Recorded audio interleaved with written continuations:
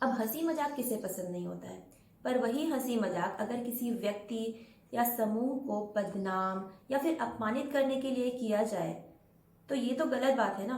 हाँ जी, हम बात कर रहे हैं सेक्सिस्ट और रेसिस्ट टाइप्स के जोक्स की।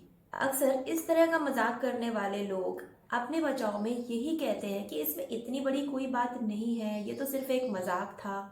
पर समझने वाली बात यह है कि अगर किसी भी सीरियस बात को एक मजाक के फॉर्म में हम कहते हैं जब, तो उस बात की सीरियसनेस कम हो जाती है और कहने वाला व्यक्ति जो है उसके इंटेंशंस भी क्लियर नहीं होते।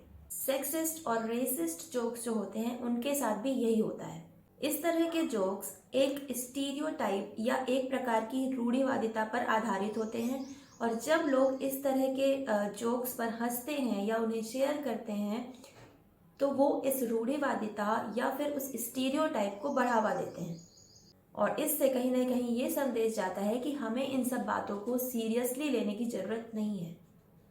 फॉर एग्जाम्पल, आए दिन सोशल मीडिया में पापा की परी, महिलाओं की ड्राइविंग को लेकर के, महिलाओं की पार्किंग स्किल्स को लेकर के, फाइनेंशियल स्किल्स को लेकर के, रिलेशनशिप्स को लेकर के कई तरह के जोक्स जो है वो शेयर किए जाते हैं, और लोग बड़े ही चटकारे लेकर इन्हें देखते भी हैं और एक दूसरे के साथ शेयर भी करते हैं। अब कई लोग ये बोलेंगे कि इसमें क्या हो गया, अब क्या कोई मजाक भी ना करे? नहीं जी, बिल्कुल करे। पर मजाक तो वो होता है ना जिसमें कहने वाला और सुनने वाला दोनों हंसे। अगर आपके मजाक से किसी को बुरा लगता है, किसी का दिल दुखता है या कोई भी ऑफेंसिव फील करता है, तो कुछ ना कुछ तो गड़बड़ है।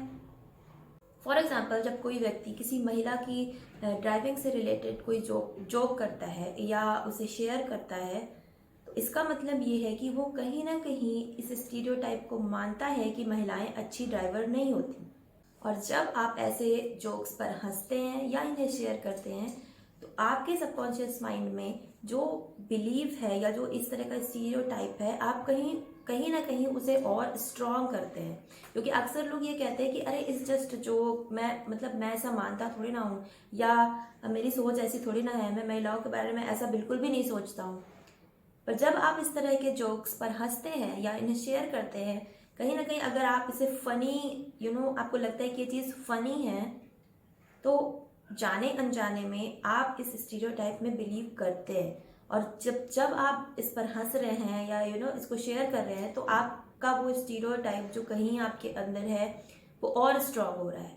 और ना सिर्फ पुरुष, बल्कि मैंने महिलाओं को भी इस तरह के जोक्स पर हंसते देखा है, और वो भी इस तरह के जोक्स को शेयर करती हैं।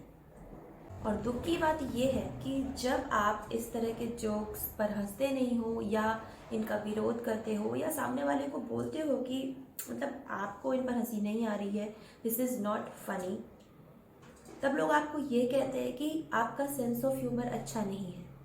तो मैं यहाँ पर आपको एक बात बता दूं कि कोई भी जोक सिर्फ जोक नहीं होता है। कहा जाता है कि it's funny because it's true.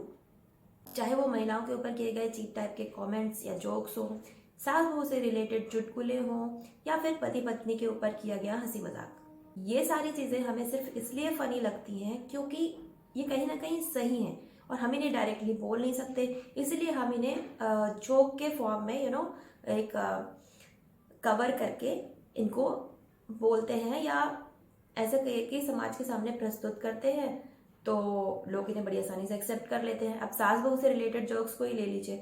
अब सास बहू के बीच की उलझनों को हम मजाक के कपड़े पहना करके बड़ी आसानी से प्रस्तुत कर देते हैं और लोग इन बातों पर हंसते भी हैं।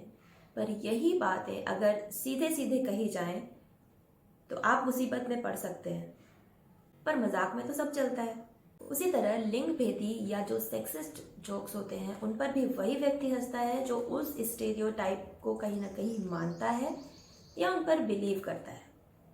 क्योंकि अगर आप इसे ट्रू नहीं मानते, you will not find it funny. It is funny because it's true.